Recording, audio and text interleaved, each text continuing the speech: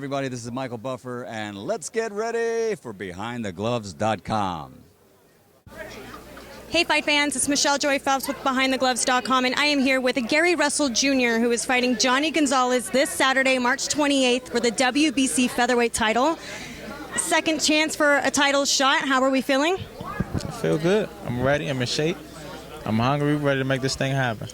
So you've made mention of not ever really having desire to be a world champion, and I sort of wanted to ask you a bit about that. I know your goal was to be an amateur star, and this is sort of something that just kind of come for you, right? Yeah, it's definitely something that just kind of came. If you actually want me to elaborate on it, actually, I always had a dream to become an Olympian. You know, I accomplished that goal in 2008, and I had a lot of people that genuinely had my support, that genuinely backed me, you know, and I didn't want them to feel as though that their support and everything was in vain by me not being able to compete in the Olympics. You know, actually, I was going into the Olympics as one of the favorites to medal and et cetera, et cetera. It was then when I decided that the only way that I could possibly make it up to these people was to become a world champion. That's when my, you know, the idea had came in as far as that. That's when it became a goal to me. So can I ask you, if that was never the goal, to be a professional boxer, what did you want to do? I want to do what everyone else wanted to do. If you're not a fighter, if you're not a prize fighter, you want financial stability for you, your family, and etc. You know, that's what we wanted. Even that wasn't the goal, I still feel as though I was going to find myself knocking on the door by becoming a world champion, just by the talent that I feel as though I possess. Would you maybe have wanted to be a trainer, or did you want to maybe be a doctor or anything of that sort?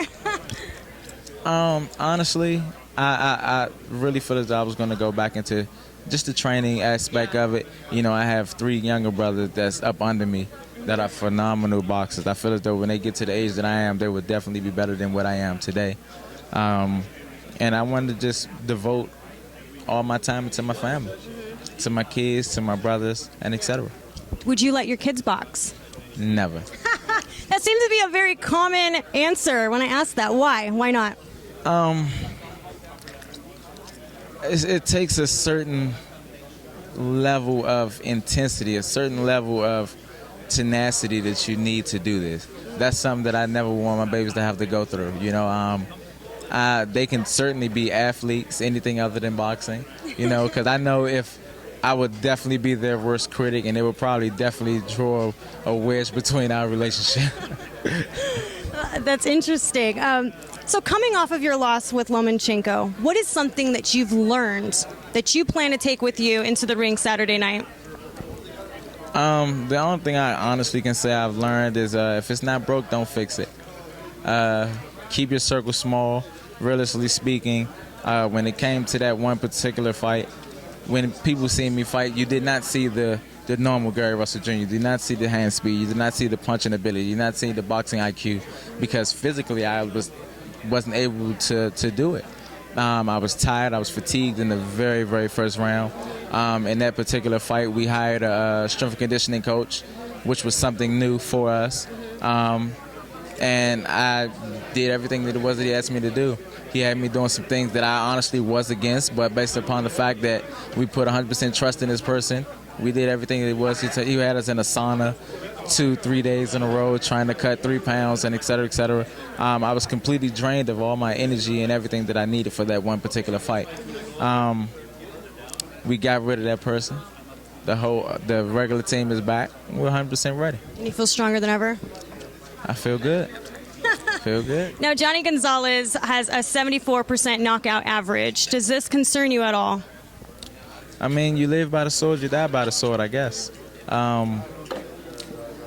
Being knocked out is always a possibility in any particular fight. You know, a lot of times people tend to magnify things, you know, when it comes to a certain level. We never try to magnify anything. We look at this as just another fight, another stepping stone, another obstacle to get past. Being knocked out is always a possibility when you're in the ring with someone that prepared themselves to the best of their ability, and you have one of these little 8-ounce gloves. You know, that's where the ring generalship comes in at. That's where your boxing IQ comes in at. That's where your defensive discipline comes in at. You know, all of that stuff is all of the stuff that you need to make you a great fighter comes in at that particular point. So we ready. So not trying to overlook Gonzalez by any means necessary, but does a rematch with Vasyl Lomachenko interest you? Certainly. I personally feel as though that he was surprised at how the fight went. You know, the only thing that I was really surprised about was that at the physical state that I was in, I didn't feel as though I would do 12 rounds with anyone. You know, and for him to be so great, I feel as though the fight shouldn't have went the entire 12 rounds. You know, so we definitely not taking nothing from him. We ready, we focused, and I most definitely try and see him again. So should you win come Saturday night, is that going to be the person you're going to call out? Actually, unfortunately, no. No. And the reason why is Johnny took the title from Abner Mares.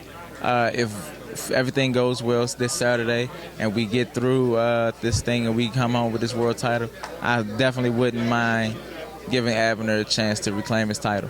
Call him out, huh? Certainly.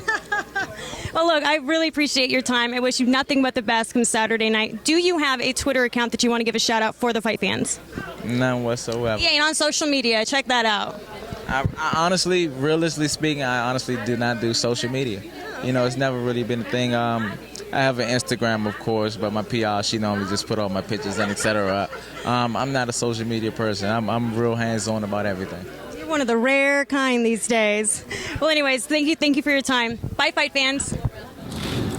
We ready. We in shape. In the ring, I'm omnipresent. And I'm changing all the pictures on the cover. See y'all Saturday. Give him a good pose.